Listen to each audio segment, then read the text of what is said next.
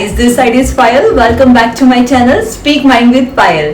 जैसे कि हमने लास्ट वीडियो के अंदर भी discuss about the present definite tense and हमने उसके अंदर नेगेटिव सेंटेंसेस भी किए थे. This is the time when we will do interrogative sentences. So without wasting any time let's do it. Present indefinite tense. I hope you remembered the rule of this tense. Subject, first form of verb plus s or es, then object. And इसके symbol हमने किया था दा है, दी है, दियाहन and देहन. And we also discussed negative sentences. उसका हमने rule किया था subject plus do or does plus not plus first form plus object. And this is the time when we will do interrogative sentences. Interrogative sentences. अब नाम से ही clear है कि interrogative के कौन से सेंटेंसेस होते हैं? क्वेश्चन सेंटेंसेस, जिनके अंदर हम क्या पूछेंगे? क्वेश्चन पूछेंगे. और इसे क्वेश्चन मार्क के थ्रू भी हम रिप्रेजेंट करते हैं इंटेरोगेटिव सेंटेंसेस को, right? So today's topic is interrogative. So let's do it. Okay, so interrogative sentence की अगर मैं रूल की बात करूं तो इसका रूल क्या होगा? As this is the part of present indefinite tense, तो हमने एंड में ऑलवेज चेक करना है कि हमारा सिंपल होना चाहिए दा है, दी है, देहन, दियाहन. तो वो रूल तो हम चेक करेंगे ऑल द टाइम. बट जब हमारे पास इंटेरोगेटिव सेंटेंस होगा तो हम क्या अपने माइंड में रखेंगे कि जो हमारी हेल्पिंग वर्ब थी, फॉर एग्जाम्पल हमने जब नेगेटिव किया था तो हमारा रूल था सब्जेक्ट डू और does plus not plus first form then we have object. तो ये जो दोनों थे हमारी क्या थी? Helping verb, right? तो इस केस में क्या होगा? जब हमने क्वेश्चन पूछना है, जो हमारी हेल्पिंग वर्ब्स होगी वो हमारे सब्जेक्ट के पहले आएंगी. फॉर एग्जांपल सबसे पहले हम क्या लिखेंगे? डू और डज, फिर हमारा सब्जेक्ट आएगा, फिर हमारी फर्स्ट फॉर्म आएगी, फिर हमारा ऑब्जेक्ट आएगा. अगर इसके मैं सिंबल की बात करूं, फॉर एग्जाम्पल मैं आपको एक एग्जाम्पल लिखती हूँ कि ओहो मैनू जानदा है, राइट? सो जो लास्ट में हमने क्या चेक करना है? दा है. दा है का मतलब ये कौन सा टेंस होगा? हमारा present indefinite. But the thing is कि इन स्टार्टिंग वो हमसे क्वेश्चन पूछ रहे हैं कि ओ मैनू जानदा है. सो जब ऐसे क्वेश्चन आए तो हमने क्या रूल यूज करना है? सबसे पहले हमारी हेल्पिंग वर्ब डू और डज आगे आएगा, फिर हम सब्जेक्ट लिखेंगे, फिर फर्स्ट फॉर्म लिखेंगे, then object. For example let's translate it. But before translating I hope आपको इसके भी रूल्स याद हो कि डू और डज किसके साथ आना है. लास्ट वीडियो के अंदर डिस्कस किया था about the subject. As we have two type of subject, one is singular and another is plural. और हमारे सिंगुलर कौन थे? ही, शी, एज, नेम, और फॉर एनी सिंगल थिंग मैं अ काउ लिख लेती हूँ, राइट? और प्लूरल कौन थे? आई, वी, यू, दे. और प्लूरल के लिए हम काउस लिख लेते हैं. सो हमें पता है कि अगर मैं डू यूज करूंगी और डज कैसे यूज करूंगी कि जो हमारे सिंगुलर हैं इनके साथ मेरा यूज होगा डज, जो मेरे प्लूरल हैं इनके साथ मैं यूज करूंगी डू. तो ये तो आपका पिछले वाला सेम रूल है. अब हम इसे कैसे ट्रांसलेट करेंगे कि ओहो मैनू जानदा है? अब ये क्वेश्चन है, हम क्या रूल यूज करेंगे? डू और does, then subject, then first form, then object. अब इस केस में कि ओहो मैनू जानदा है, that means we are talking about a boy here. तो सबसे पहले ओहो दी इंग्लिश हमें पता ही आएगी, तो ही के साथ हम क्या यूज करेंगे? डज. तो कैसे क्वेश्चन बनेगा? डज. अब हम इन दोनों में से हमने यूज कर लिए does. This is the time for subject, तो हम क्या यूज करेंगे? डज ही जानदा है. इसकी इंग्लिश क्या होती है? Know. Does he know. Next is मीनू. इसकी इंग्लिश होगी मी. डज ही नो मी. सो ये हमारा क्वेश्चन ट्रांसलेट हो गया. Does he know me. अब एक मिस्टेक यहाँ पे क्या हो सकती है कि आप इसके साथ एस और ES यूज कर सकते हो, क्योंकि हमने सबसे पहले जो प्रेजेंट डेफिनेट किया था पॉजिटिव फॉर्म के अंदर, हमने रूल किया था उसका subject first form then S और ES plus object, right. But इस केस में आपने क्या चेक किया था कि हम कोई भी हेल्पिंग वर्ब नहीं यूज करें, but this time we have helping verb do और डज। इस केस के अंदर हम वर्ब के फर्स्ट फॉर्म के साथ एस और ES नहीं यूज करेंगे, बिकॉज हमने ऑलरेडी यहाँ पे डज यूज कर लिया है। सो जैसे कि आई होप आपको समझ आया होगा कि हम कैसे क्वेश्चन में कन्वर्ट करेंगे, एंड मैं आपको अभी कुछ और एग्जांपल्स दूंगी सो दैट आपका जो ये रूल है वो आपके दिमाग में मतलब फिक्स हो जाएगी हम कैसे क्वेश्चंस कन्वर्ट करेंगे। ओके, सो सिमिलरली हमने जैसे ये ही के साथ कन्वर्ट किया, अब हम डिफरेंट सब्जेक्ट यूज करेंगे और सेम क्वेश्चन को ट्रांसलेट करेंगे। फॉर एग्जाम्पल ये था कि ओ मीनू जानदा है, does he know me. Similarly does she know me, कि ओह मीनू जानदी है। Does it know me.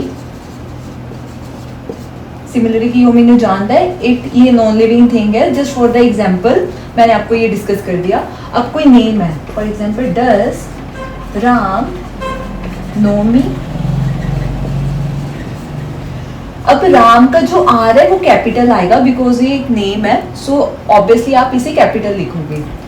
Similarly अगर मैं प्लूरल के साथ डिस्कस करूं तो हम क्या कैसे कन्वर्ट करेंगे, जैसे ये था कि ओ मैनू जानदा है तो हमने लिखा था डज ही नो मी। अगर मैं लिखती हूँ कि मैं उन्हें जानदा हाँ तो हम क्या लिखें, डू आई नो हिम। तो ये क्या बना कि मैं उन्हें जानदा हाँ। Next is do we know him, कि असी उन्हें जानदे हाँ। डू दे नो हिम, कि ओह उसनू जानदे हन। डू यू नो हिम, कि तुसी उसनू जानदे हो। सो आपने बस माइंड में ये रखना है कि जब हमारे सिंगुलर सब्जेक्ट होता है ही शी इट नेम तो आप ऑलवेज यूज करोगे डज। अगर आपका सब्जेक्ट जो है वो है प्लूरल तो आप क्या यूज करोगे, डू। बस ये सिंपल सी ट्रिक माइंड में रखना। Okay, these are examples which we have to translate and we have to use these rules. For negative we will use subject do or does plus not first form then object. For question mark sentences, for interrogative sentences what will we use, do or does plus subject plus first form plus object. So let's translate it. First is कि doctor अस्पताल जांदा है। सबसे पहले क्या check करेंगे, पीछे आ रहा है दा है, डेट मींस हमारा कौन सा टेंस आ गया, प्रेजेंट इंडेफिनिट। तो आपके माइंड में ये सिंपल सी चीज होनी चाहिए कि फर्स्ट फॉर्म तो पक्का ही आएगी। अब क्वेश्चन आता है कि डॉक्टर अस्पताल जांदा है, सबसे पहले की आगे आ रहा है, डेट मींस ये इंटरोगेटिव सेंटेंस है। तो हम क्या रूल यूज करेंगे, पहले डू और डज में कुछ आगे आएगा, फिर सब्जेक्ट आएगा, फिर वर्ब आएगी, फिर ऑब्जेक्ट आएगा। सो सबसे पहले डॉक्टर, डॉक्टर क्या है सिंगुलर, सो हम क्या यूज करेंगे, डज। तो कैसे ट्रांसलेट होगा, डज डॉक्टर अस्पताल जांदा है। हमारा रूल क्या कह रहा है, पहले हेल्पिंग वर्ब आ गई, सब्जेक्ट भी आ गया, अब हम यूज करेंगे फर्स्ट फॉर्म। जांदा है इसकी क्या होगी, गो।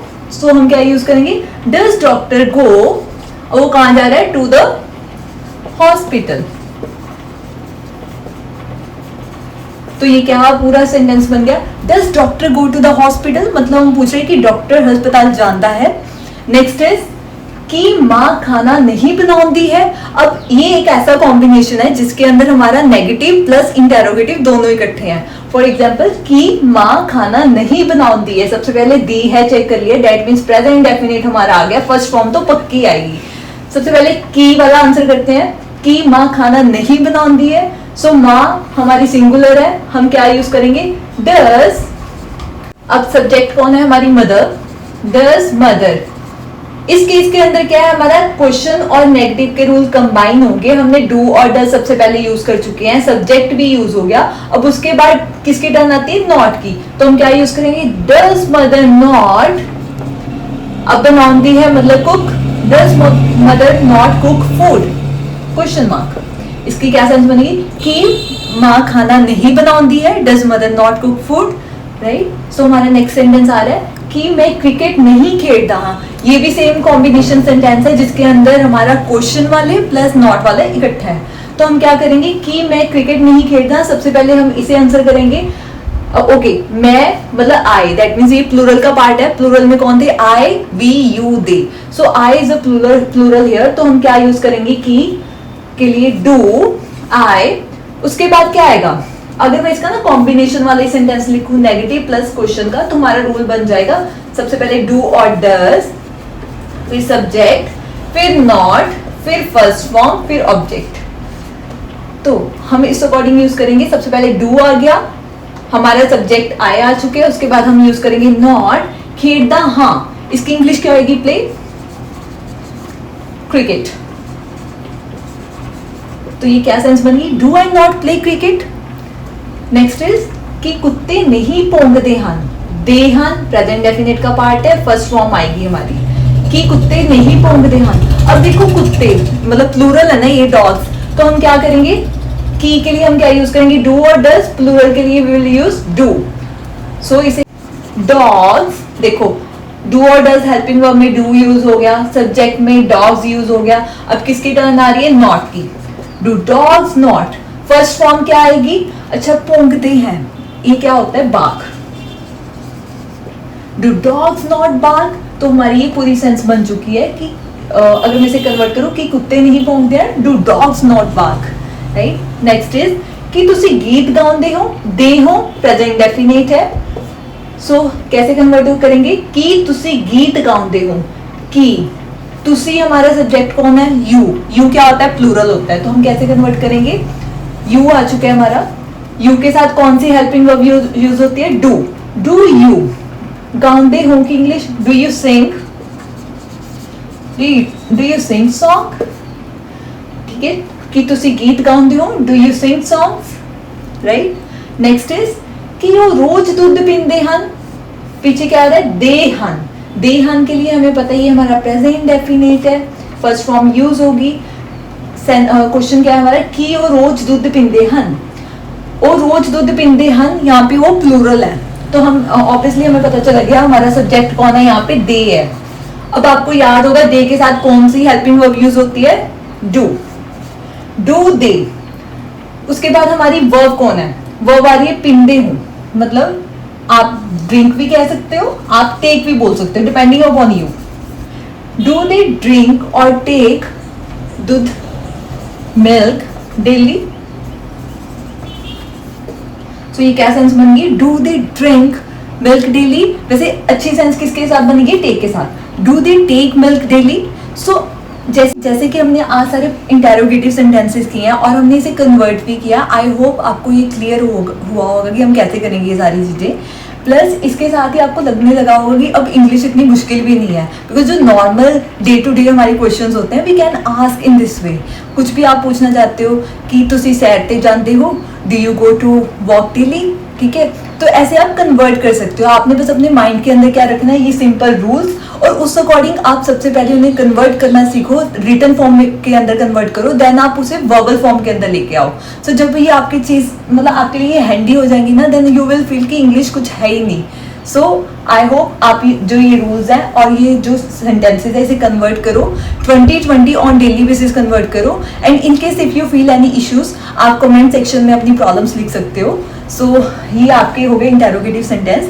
आई होप आपको क्लियर हो चुके हैं कि हमने कैसे सबसे पहले प्रेजेंट डेफिनेट टेंस सीखे हैं, उसके बाद हमने नेगेटिव सेंटेंसेस सीखे हैं, और इसके बाद हमने आज सीखे हैं इंटेरोगेटिव सेंटेंसेस। आप इन सबको ट्राई करो, प्रैक्टिस करो, और जैसे ही प्रैक्टिस करते जाओगे आपकी जो हर्डल है कि आपको बेसिक इंग्लिश रूल्स के साथ नहीं आती, वो आप ऑब्वियसली ओवरकम कर पाओगे। सो आई होप आपको ये वीडियो अच्छी लगी हो। So thank you so much for all this, and kindly subscribe this channel and also send this video to other people जिन्हें आपको लग रहा है कि उन्हें मतलब नीड है, वो सीख सकते हैं। So do this and thank you so much.